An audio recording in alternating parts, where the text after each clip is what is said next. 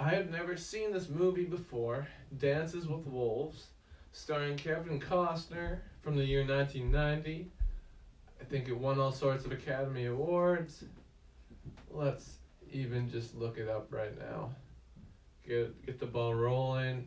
So if you don't know at all what Dances with Wolves is or about, it follows John Dunbar, who is Kevin Costner's character in the film. He is a soldier for the United States Army. And after, and I'm going to talk about this scene, but we'll just vaguely address it. After a showment of bravery or something like that, he's given the option of going anywhere he wants to for his post as a soldier. So he chooses the frontier because he wants to see buffalo and see the Native American Indians, basically. And what else was I going to say? Oh, yeah. So right off the bat, it's more realistic than a lot of Westerns, I think, for this kind of thing, because a lot of Westerns portray the First Nations people to be the villain.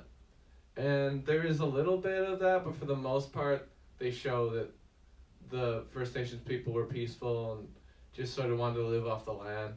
But then, obviously the white settlers came and fucked up a lot of that shit. But all I do lately is sleep and cry. LOL. Oh, Stevie. I'm sorry. I'm sorry, Stevie. Hopefully I can cheer you up right now. Are you crying right now? You're not sleeping right now, so maybe you're not doing that. I hope you get to be okay, Stevie. I care about you. I'm gonna look this up. Yes, Dances with Wolves. Oh, no, IMDb. 8 out of 10. That's a very good rating. That's a very good IMDb rating. But I'm sorry if anyone loves this movie, but it just really wasn't my kind of thing. But I didn't hate it. Like, I really respect it. It's clearly well made. It's so long and kind of boring at parts, but there is really the cool parts. And it's, like I said before, it's obviously very well made.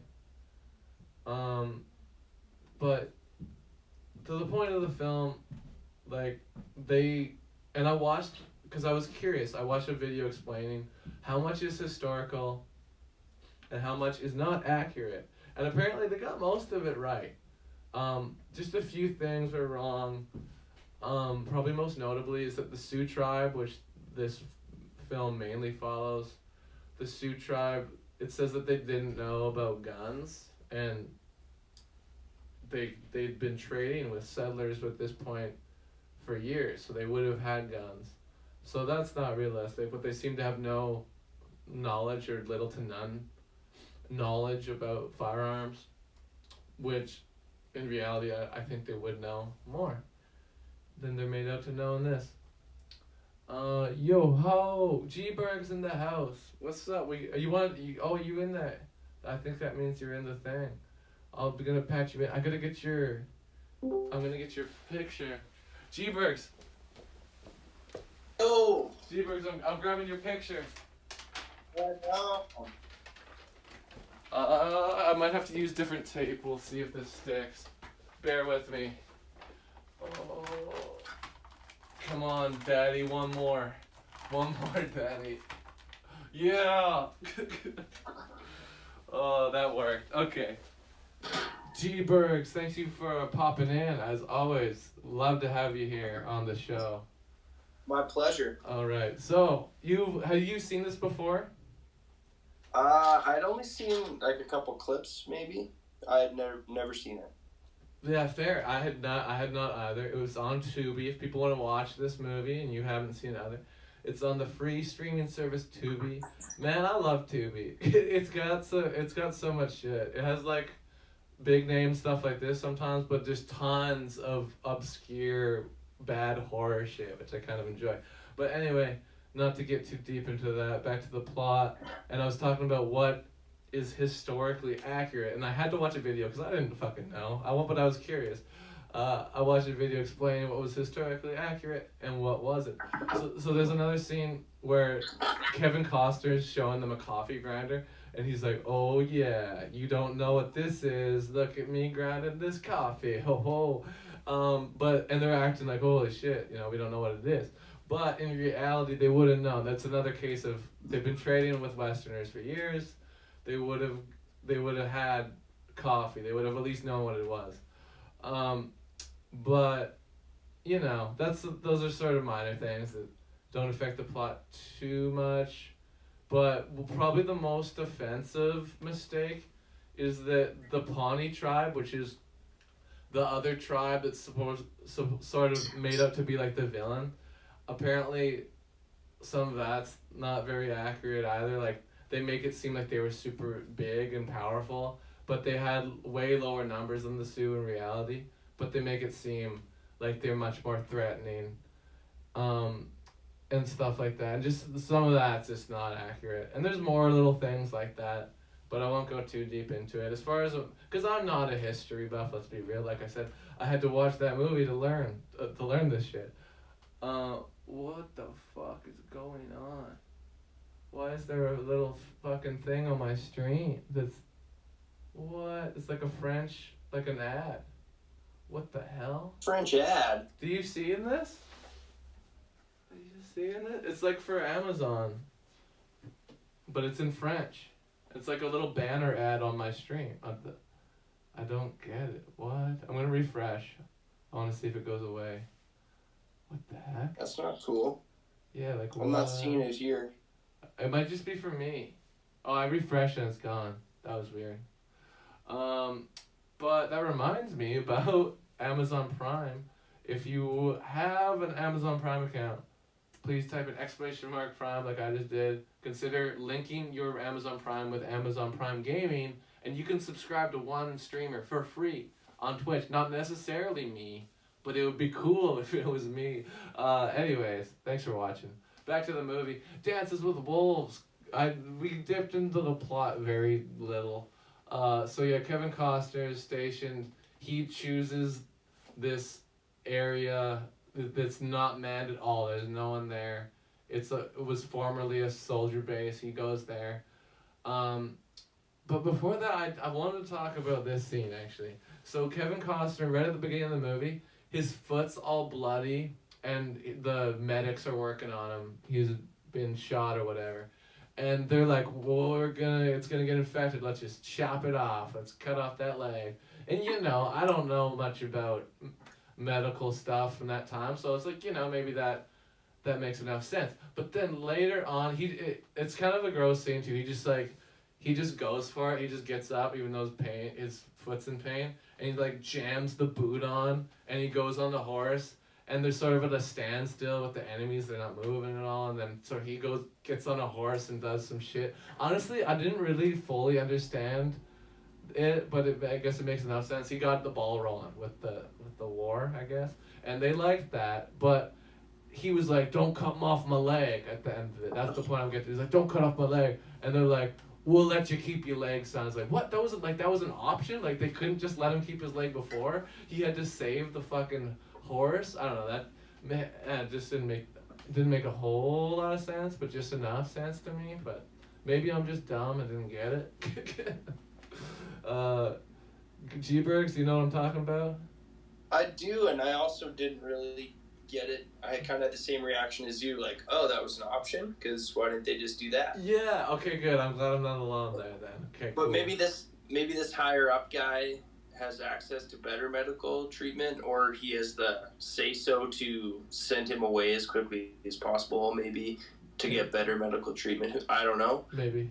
But Stevie's saying conserving resources. I guess. Maybe yeah. that. Yeah, that actually makes sense. Now that I think about it. But I just want to say quickly while you're on this scene that Kevin Costner, I don't know if he was nominated for Best Actor, because he probably shouldn't have been. Yes. Let's look it up. Let's see if he was. He wasn't really bringing the pain. He's I don't know. not good. He's not a good Yeah. actor. Like that's another reason why this film is sort of like mad at me. But again, I get that it's technically really good. Go ahead. His beard looked awful too at the beginning. Oh yeah. It looked so fake. That's a good point. It did look kind of crummy. But I have the IMDb here. Do they usually say if they won awards in this? On IMDb, maybe not. Oh. Yeah, you just gotta scroll down. Oh wait, right. Let me just go down a bit. More like this. Storyline. Did you know? Connection, soundtrack, goofs, trivia. Goofs. What the fuck is that? I don't know if I can find. Ooh, but the box office information is here. I like that. Let's talk about that. Up. Huh? It cleaned up at the box office. Oh, absolutely. Because I think it was nominated for awards. We're gonna try to find out what. But yeah, budget was only $22 million, which is it's kind of a high budget, but not compared to movies now, really. $22 million budget, and the gross in the U.S. and Canada was $184,208,000, but worldwide $424 million. So they just nailed it. They nailed it. They made a lot of money on this movie. And another thing that I wanted to know that's sort of bad that came out of this movie is, yes, the good thing about this movie is that it was the first movie to portray First Nations in a positive light, but it did sort of a reverse negative in the way that people saw this movie and white people started wearing like headdresses and stuff for Halloween costumes and stuff because of this movie. So that made that popularized that more, with made us obsessed with their culture, and us do cultural appropriation. But that's just a minor thing about it. But it definitely did have influence on that for sure. Anyways, let's try to find the awards. I'm just gonna straight up Google it. It'll tell me. Dances with Wolves Academy Awards. I'll type. I'll type something like that. Academy Awards? Okay. I'm really slow at typing, if you couldn't tell. Oh my goodness. So many. Holy shit. Did it win all these? I hope not. Holy fuck. I think it won Best Picture. I think it did too. Yeah, nominated. It was. Wait. Oh, wait, what? Why is this talking about Silence of the Lambs? I'm so confused. Dances with Wolves. 1990 Academy Awards. How many Oscars does it have? I'm just going to type that in. How many Oscars did Dances with Wolves win? My typing is bad. There. Alright. Okay, here we go. It did win a shit ton, like I thought. It did win Best Picture. It won Best Adapted Screenplay, Best Director, Best Original Score, Best Film Editing, Best Actor. Let me click on this. Academy for Best Actor. No, it's just not telling me the right information. It's annoying. And then it doesn't let me go to Wikipedia anymore for some reason. It says it doesn't trust the signal. But that's okay. Best Actor 1990. We'll see. We just want to know if Kevin Costner didn't win then for Best Picture, because it would have been 1990, right? That this movie would have been in it, because that's the year it was made. But Daniel Day-Lewis won for My Left Foot, so he couldn't have won. I haven't even seen that, but I know of it. Not worth the time / applause until he pulls some heroic shit. Yeah, that's basically what happened, Stevie. Exactly right. But anyway, let's just go back into the movie. We we sort of blew a lot of time with the nipple challenge, so we sort of got to pound through this a little. What else do I want to address? So the plot. Kevin Costner ends up sort of living with the Sioux tribe. He develops a relationship. He realizes that they're not the boogeyman, as he describes it, that they've been made out to be by the American soldiers, because of course they're going to be like, you know, the racist and stuff, because that was the time. And I do like that about this movie, that it's much more realistic than a lot of these movies with this kind of stuff, to be fair. But it is so fucking long, and it's kind of boring. And I gotta give credit to the scene with the buffalo, because holy shit, does that look amazing, where they're hunting the buffalo, and it looks like a realistic depiction of how that would have happened. When they're on the horses, and they're hunting the buffaloes with spears. It's pretty spectacle. And can you think of the logistics? Just imagine the logistics of that shot. Having to deal with the, like, hundreds of buffalo or whatever, and filming that, and organizing all these people on horses and stuff.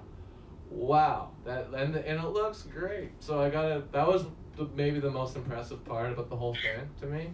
That was that scene, because I was like, that takes some skill to put together for sure.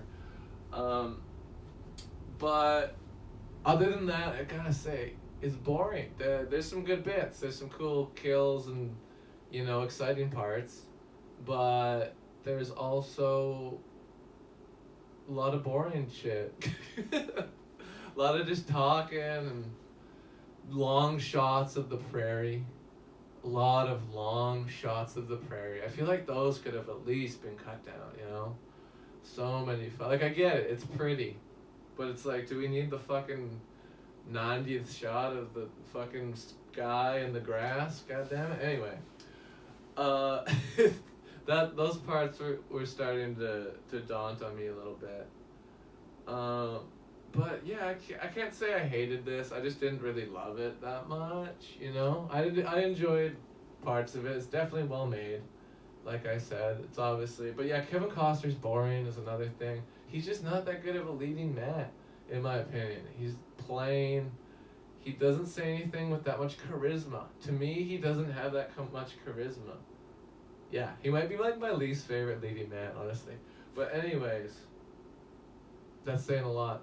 But, except for maybe Pauly Shore. You know, I've been shitting on this movie a bit, but I do give it credit where credit's due. The buffalo scene and how it's respectful towards Native Americans. But what else do I gotta say? It is too long. They could cut down a bit, like I said. You have anything to say that I'm not saying, G Bergs? You still here? G Bergs. Oh, he's disconnected. Let's try it. I'm gonna go back in. G Bergs. No. Okay, I lost you for a moment there. We're Yeah, back. something happened. Yeah, it's okay. We're back. So, is there anything you want to add that you didn't say, that I didn't say?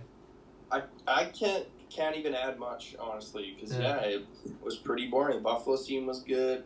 It was hard. There's a couple okay scenes of the Sioux people accepting Costner, but like even the love interest in this, I didn't really believe the way she talked. It makes enough sense, and that's another thing. Apparently, this is realistic. That the part where they show when she was young, that woman and the Sioux people like taking her and killing her family. Apparently, that happened. So, that part's at least a little realistic. And I don't know, her English would be broken up like that a bit, I think. So I think it's realistic. I think depends how old she was when she was taken by them. But then once you start getting like completely ingrained in another language, it's easy to forget, I think. And it's hard to say if it is super accurate, but I think it's at least accurate enough. You know, that's what I feel anyway. Fair enough. But we should talk a little bit more about her, because she's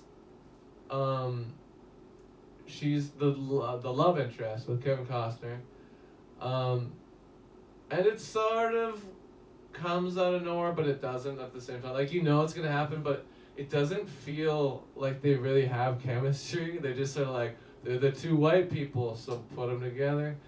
I agree. That's sort of how I felt anyway.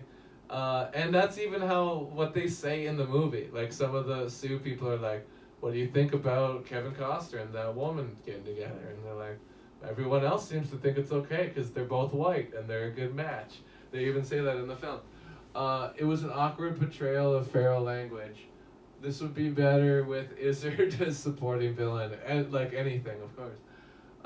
But yeah, it was an awkward portrayal. That's true. They had one person who was, I remember watching this in the video that explained it, but there's the one, I forget which member of the cast, but there's one of the people who's one of the Sioux people.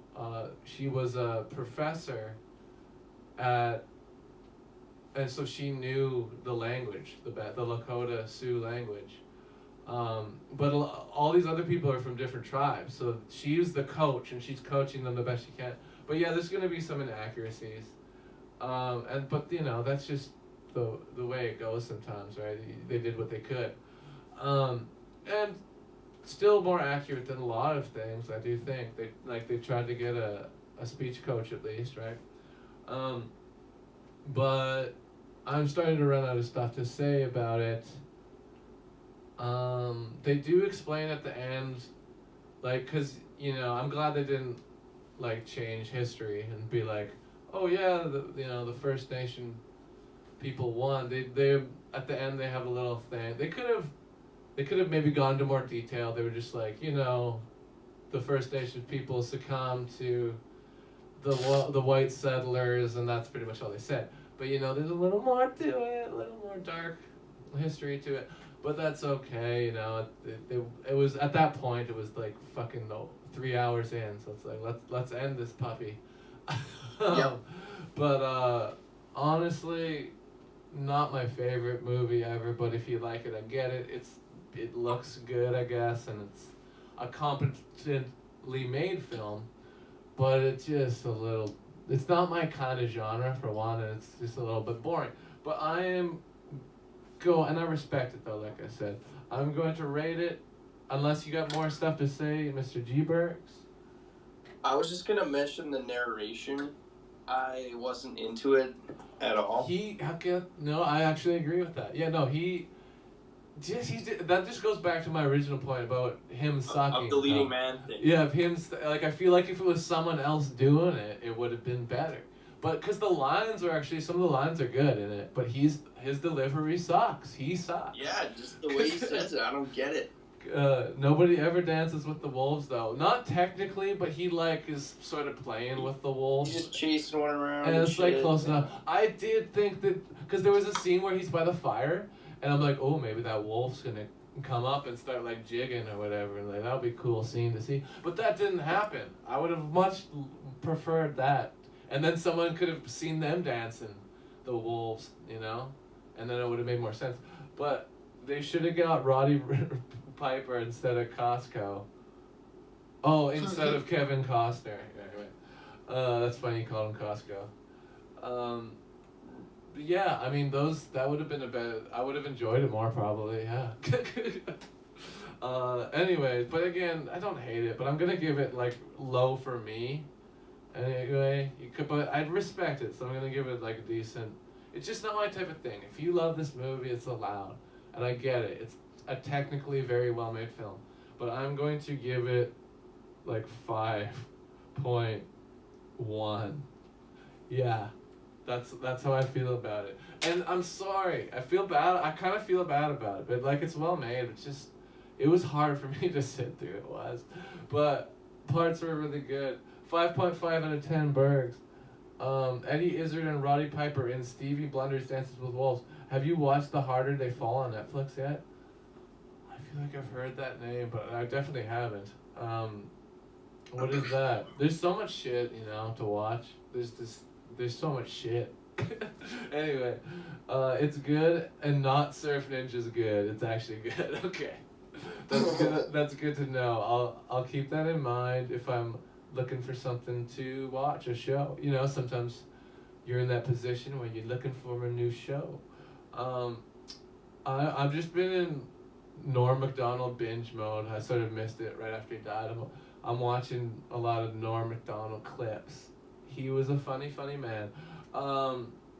Anyways, back to, I'm gonna put on a beat and I'm gonna rate this movie. This is Beep Beep by, it's Sketty in the House. Can we get a shout out for Sketty in the House? Beep Beep instrumental. I'm rating this film 5.1 out of 10. Doug, we talked about it, but I'm gonna say it real quick. It was just a little bit boring for me, not really my genre. But, you know, I'm sorry if this rating offends you. I realize it's technically a very well-made film, but it ain't no Pootie Tang. Oh yeah. Okay, 5.1 out of 10.